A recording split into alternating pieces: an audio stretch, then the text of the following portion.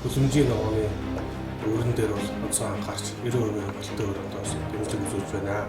Монгол Улсын ерөнхийлөгчөөс үндэсний хувьсгал хөтөлбөрийг одоо бас наачлан хэрэгжүүлж байна. За энэтэй холбоотой бол хөдөөчгөө дэмжих сан бол газар тариалан энгийн салбар, хөдөөчгөө салбарт одоо дэмжлэг үзүүлэх энэ салбарыг хөгжүүлэх дээр бол гол үйл ажиллагааны чиглэлтэй. За манай сангийн хувьд бол одоо газар тариалан салбарт 5 төрлийн дэмжлэг үзүүлдэг байгаа.